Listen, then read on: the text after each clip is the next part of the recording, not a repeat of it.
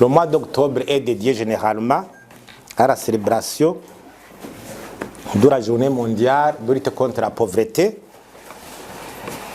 et la commémoration de l'assassinat de deux illustres héros, le prince Louis Rwagasore et Melchior Ndadaye. Actuellement, alors, on constate que ce ne sont que des formalités de dépôt de gerbes de frères sur les tombes de ces illustres disparus, mais sans se référer à leur valeur pour guider la gouvernance de notre pays.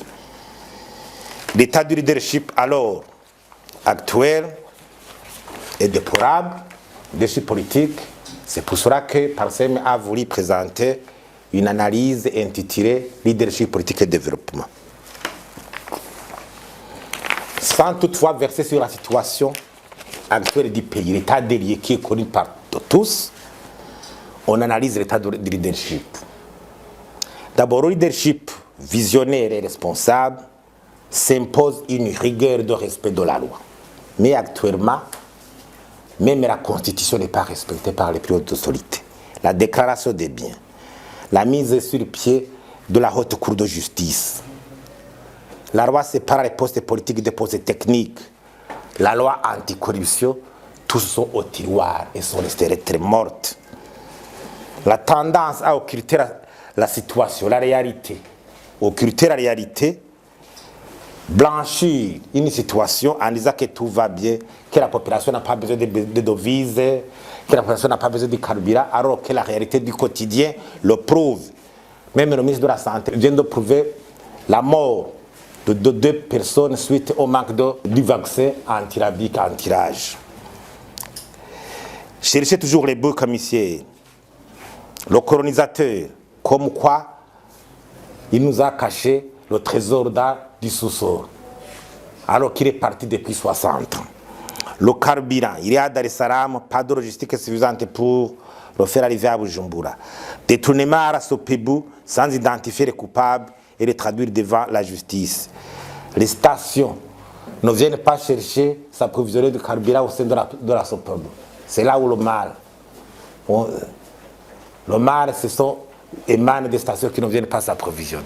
Mais actuellement, on est retourné sur le système des plaques. Si je rentre d'une descente à l'intérieur du pays, par exemple, j'arrive dimanche, mon cas, par exemple, je dois attendre pour m'approvisionner à partir de jeudi. L'incapacité de réformer. Souvenez, Charroi zéro, éducation, le budget programme, la décentralisation, la tolérance zéro, le secteur minier, le secteur café, la privation des entreprises publiques, la vision 2025. Autant de réformes qui devaient être engagées mais qui sont restées lettres mortes sans résultat concret. La lutte contre la corruption. La corruption est devenue un jeu d'enfant. Au lieu de protéger la nation contre les vampires, il continue à se la couler douce. Les cas de devises, cas de Mhanda Kajek, ministère des Finances, la fonction publique, détournement à Sopebou, Falcon 50 qui a été vendu. Mais actuellement, on prétend entretenir encore un avion à l'extérieur du pays et des fonds partent chaque année, soit-disant que pour l'entretien de cet appareil. La justice ne peut s'autosaisir dans ce dossier sans orientation du pouvoir judiciaire.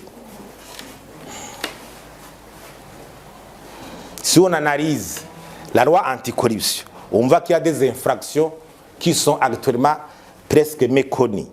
L'enrichissement illicite, le blanchiment, l'abus des biens sociaux, les marchés publics, exonération, concussion,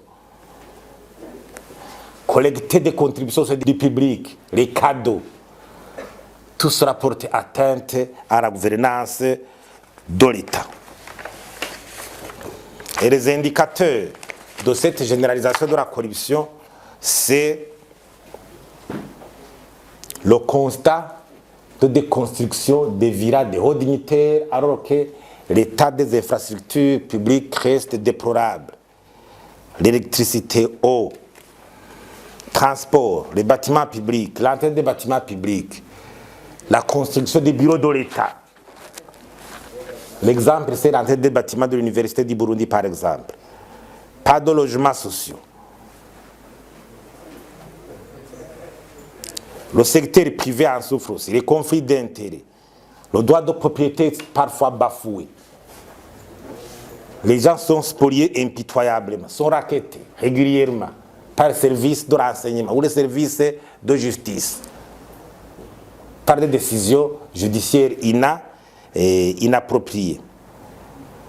Quant aux droits de l'homme, les disparitions forcées réapparaissent depuis hier. Il y a tendance à étouffer les libertés publiques à travers les réclamations, notamment le droit, par exemple, de grève qui est parfois bafoué en intimidant les auteurs. Le cas des médecins le prouve.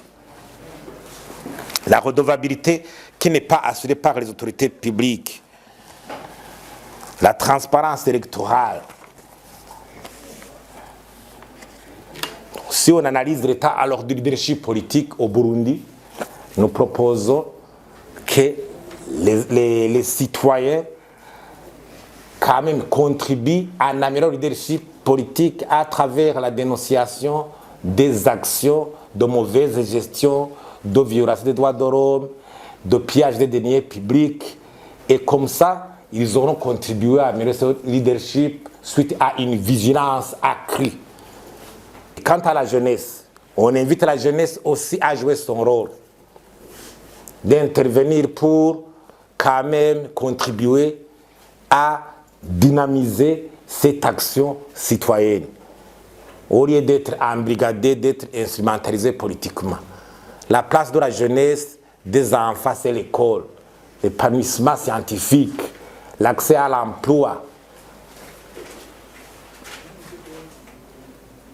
Un jeune ne devait pas continuer à être embrigadé ou instrumentalisé parce que son avenir est gravement compromis. Donc, sociaux patriotique pour que notre pays puisse retrouver les chemins de la bonne gouvernance, de la croissance, avec un leadership fort et dynamique, est actuellement d'une impérieuse nécessité. Et je vous remercie.